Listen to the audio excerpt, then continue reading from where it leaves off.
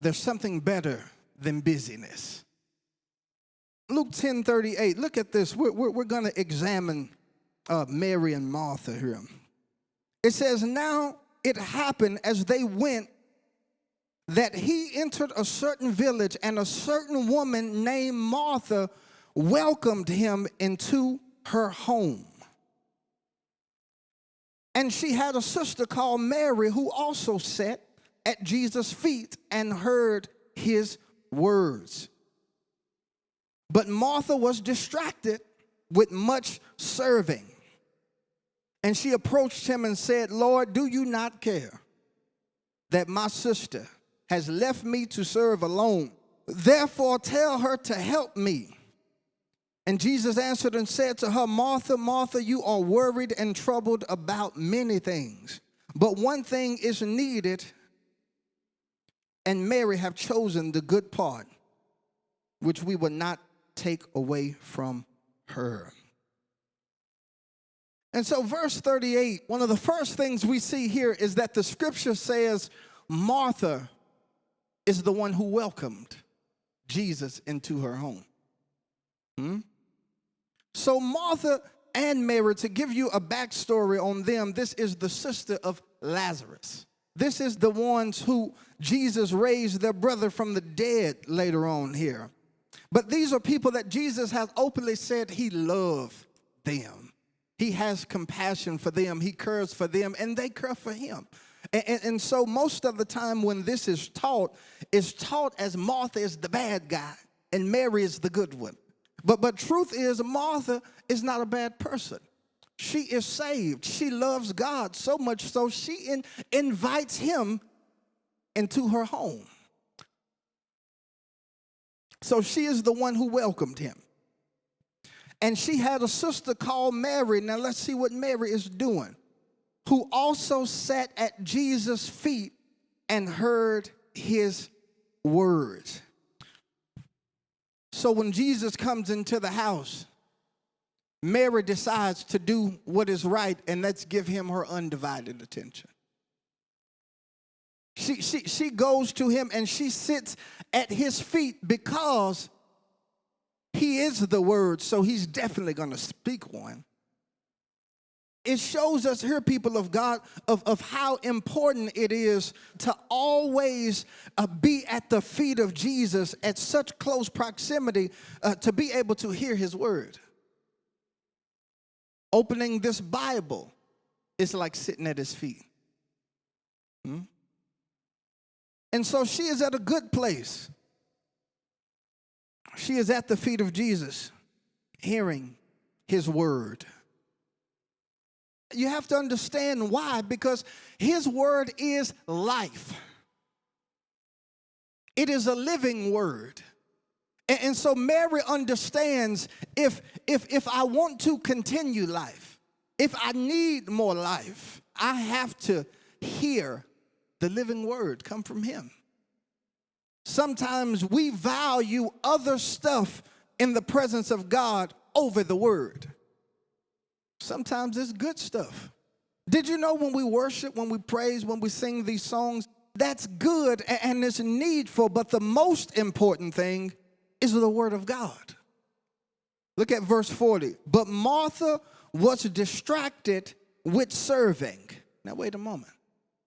Let's deal with first Martha being distracted.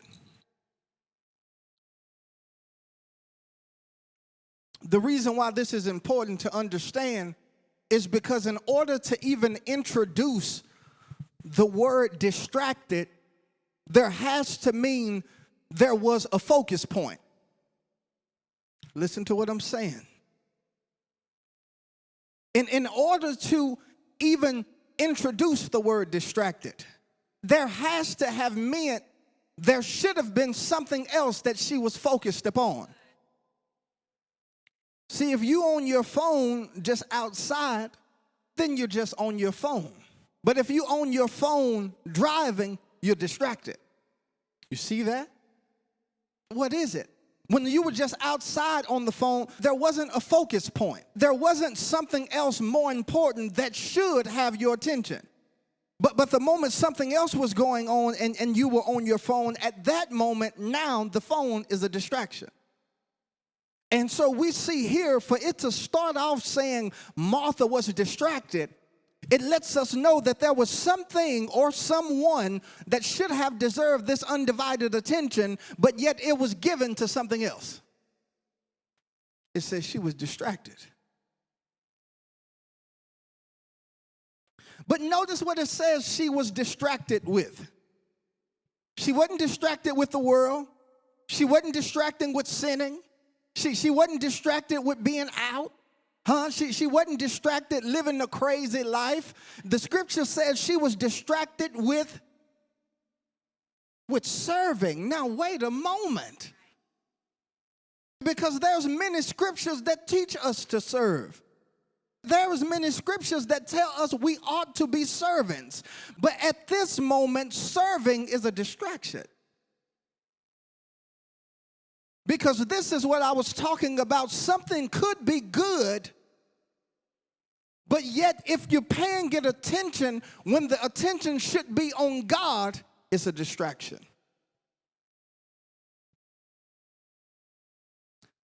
It said she was distracted, brother, with much serving. So that means when she invited Jesus, and it wasn't just Jesus, Jesus rode with 12 other brothers. They are disciples. So he came into her house with a group of people. And so Martha is really doing a good thing. She's trying to get fruit trays lined up, and she's trying to set a spread out for the disciples. This seemed like a good thing Martha is doing, and it is a good thing. When you invite somebody to your house, you try to spread it for them, you know. You don't want them sitting there starving the whole time. But Martha is trying to do a good thing here. She's in the kitchen, she's out, she's bringing stuff to the disciples, she's doing all this stuff. And it says that in all that good doing, it was actually distracting. Because that serving is only considered good when there's not nothing better in the midst. See, that would have been good, but there was somebody gooder in the midst, if I can use that word. So that would have been okay, Sheena, for her to focus on this, but the big deal was already in the room. Imagine somebody giving you an invitation and you come and you don't ever see them because they cleaning the whole time. They in the kitchen cooking the whole time. Wait a minute, you invited me to your house. Where are you? When are you going to come sit in here with us? I understand you're trying to get stuff ready for us, but once we arrive, like we trying to commune with you. This is what was going on with Martha.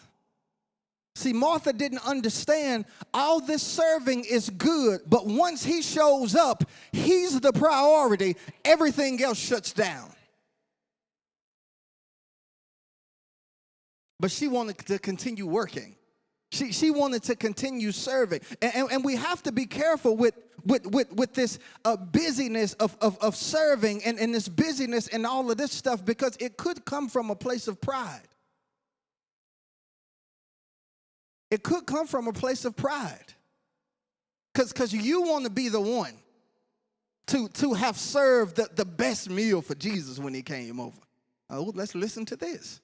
You want to be the one that say you provided everything up in here. You want to be the one who said, listen, look at all this I did.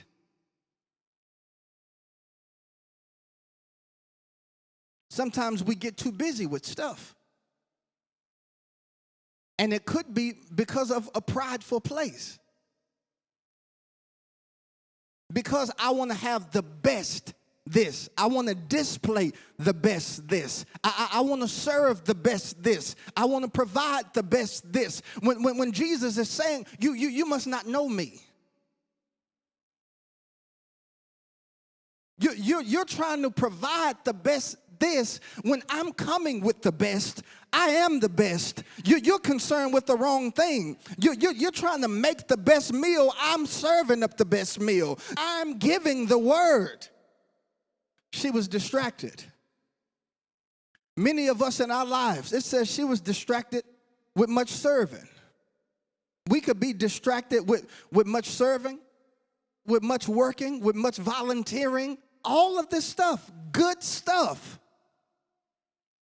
That's what's so tricky about this thing, brother, is because if you do too little of it, then you're not fulfilling your mission.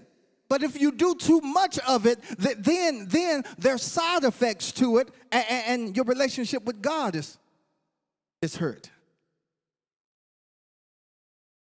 How do you balance it? Obedience. You only do it the time that God said do it.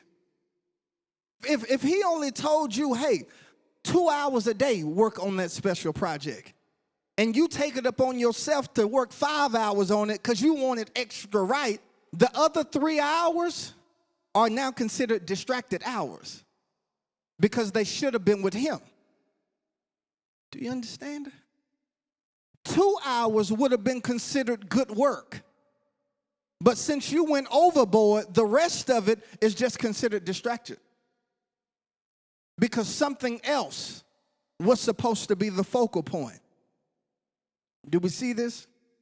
It said Martha was distracted with much serving. But look at what it says next. And she approached him and said, now first of all, you already distracted. You already not in a good mood, and now you finna approach him. I know she finna say something crazy. And she said to him, Lord, do you not care? Now stop.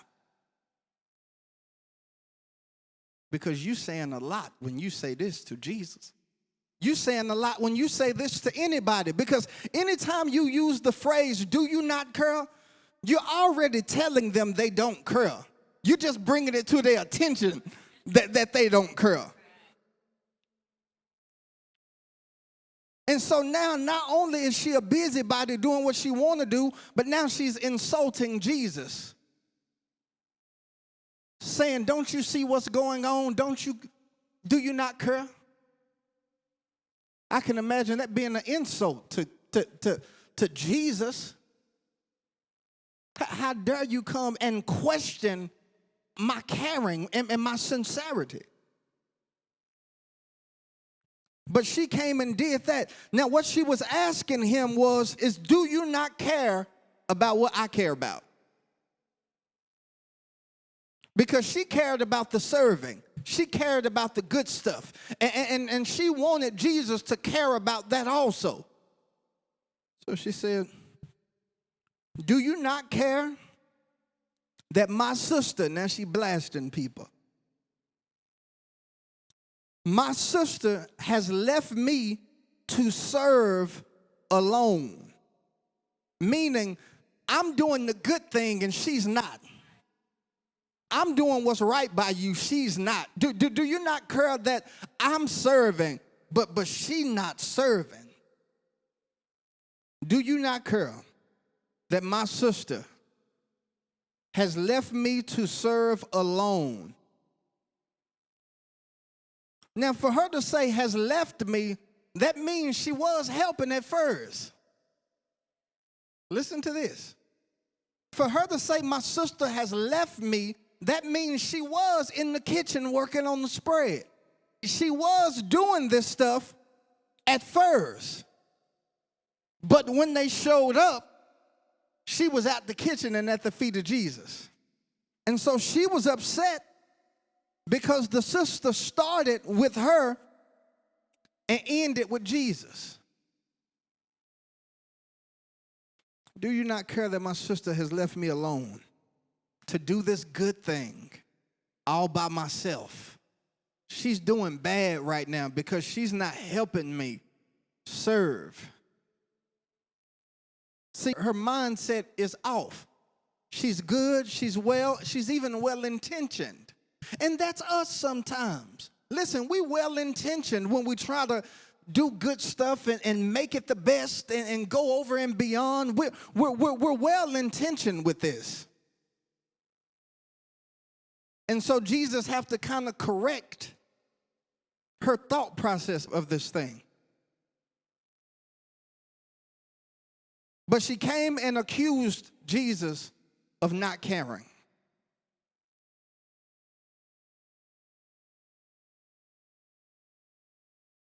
I wonder if we do that. We feel like he don't really care about it. Well, maybe he don't, first of all. Because maybe there's something better. This is what he's trying to get through to her. You're caring about the kitchen instead of caring about the king who's in the midst of your presence. It's not that what's going on in there wasn't important, but the moment I showed up, that shuts down. Everything should shut down. How you shut down for COVID and won't shut down for the Christ? Christ couldn't get you to stay home one night. You've been at home 6 months. But everything shuts down when he comes. She probably thought that when Jesus showed up, he was going to be in the kitchen applauding her work. Can I talk about that? She probably thought when Jesus showed up, he was going to be so impressed that he was going to talk about her stuff the whole time. That he was going to applaud her, that he was going to say, look at all this stuff, good stuff Martha has done. And that's what we do sometimes when we do a good thing, is we expect a parade to happen over what we've done when God is saying, listen, that's good work.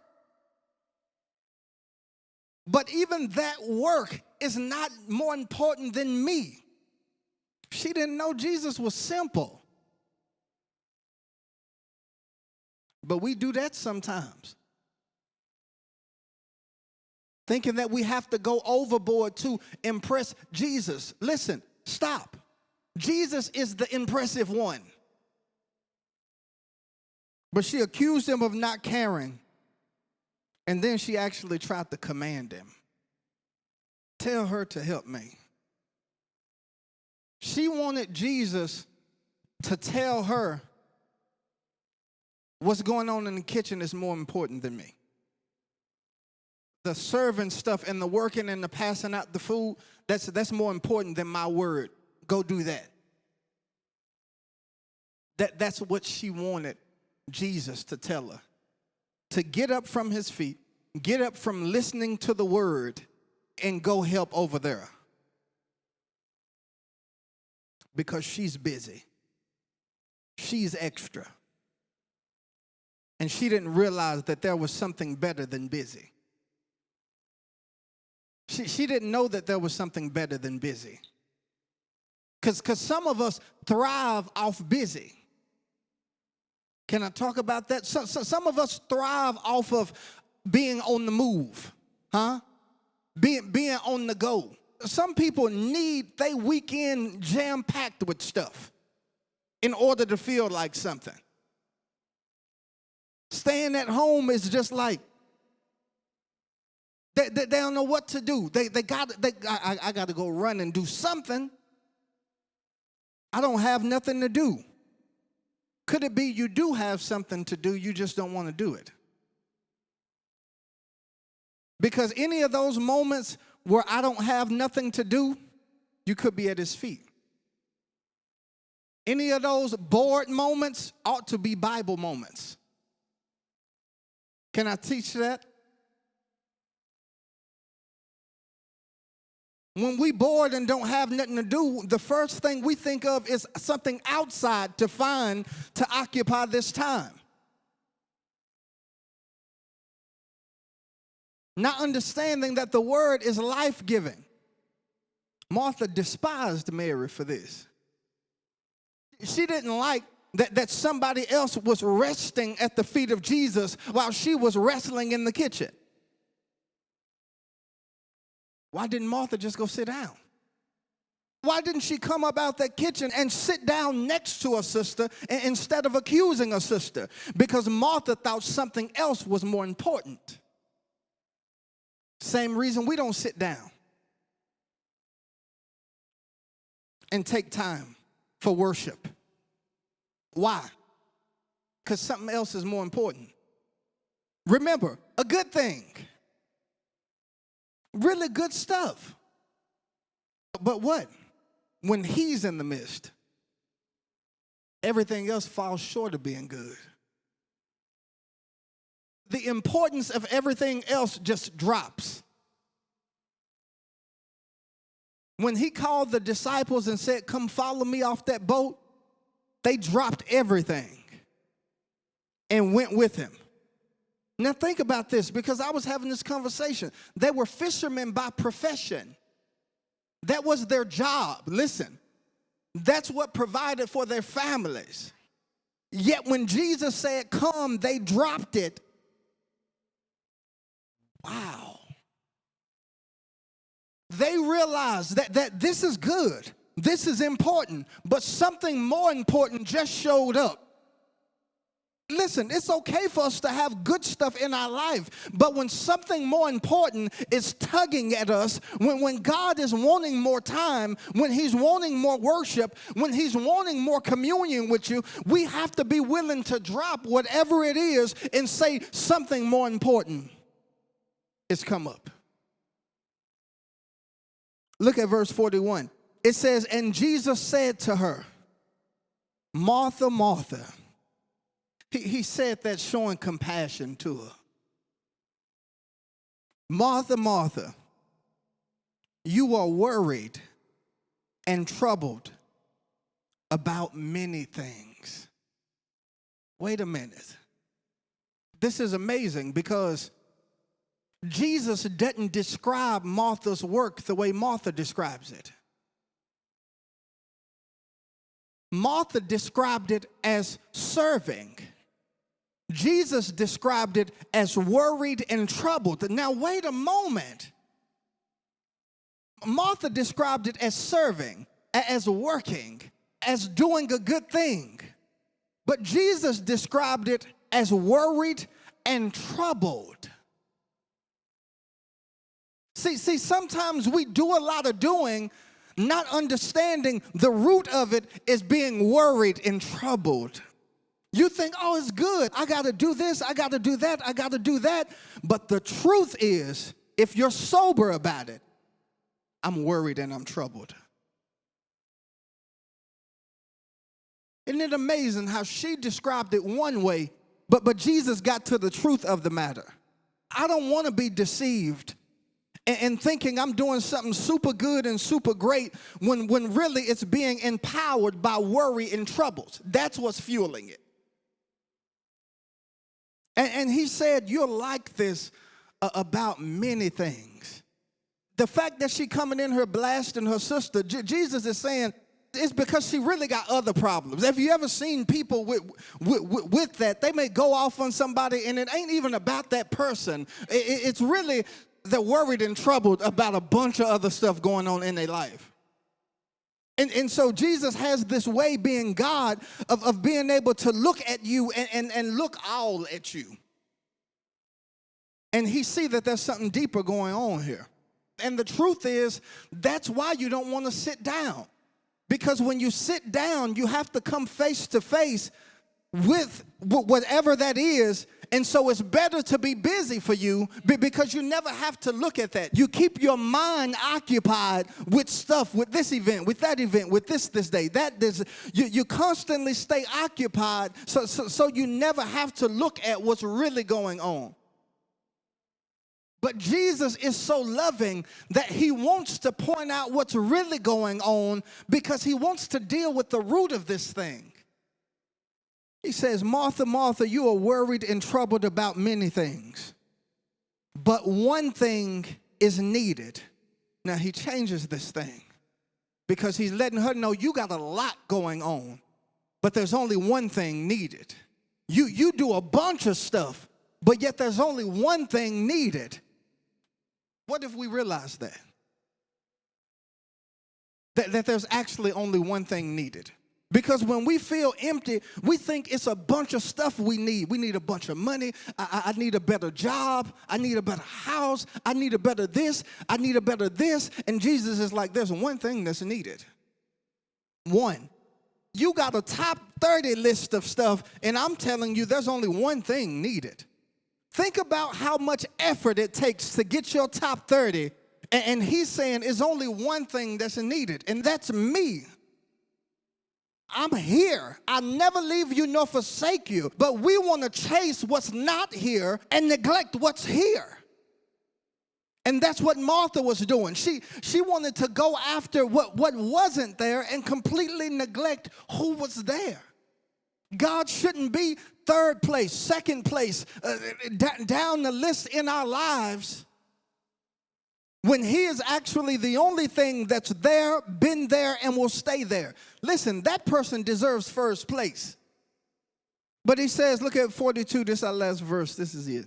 But one thing is needed, and Mary has chosen that good part. There's one thing needed, that good part. That good part. He has to be that for us. She was worried about many things. Jesus said there was only one thing that needed, and Mary chose that good part. What was that good part? Sitting at the feet of Jesus, desiring to hear his every word, desiring to hear his direction, desiring to hear whatever it is he has to say, to see whatever it is he was going to do. That's that good part. Like, man, you going home? What you going to do with the rest of your day? That good part. That good part. What you going to do for lunch? That good part. That good part. And notice what he says, which will not be taken away from her. Martha actually wanted that good part to be taken away. And Jesus said, listen, it will not be taken away. And we have to understand that, and we have to have that mindset with our lives. This good part not going to be taken away. Martha wanted her to go work. But Jesus was saying working is not going to take this good part away from her. Whatever the other stuff, remember, good stuff. Whatever the other good stuff that we have going, we should never allow it to take away that good part. You got pageants, you got recitals to go to, you got basketball games. All that's good. We live here. This is life. But it should never take away that good part. You have to do whatever you can to protect that good part. He said it will not be taken away from her. And this is a promise for him. If you choose me to be that good part, I'll make sure it's not taken away from you. I'll make sure, I'll make sure the work situation work out where the good part is not taken away. I'll make sure the school stuff is taken care of where your good part is not taken away. I'll do whatever I need to do. If you choose me as the good part, I'll do whatever I need to do to make sure the good part is never taken away from you.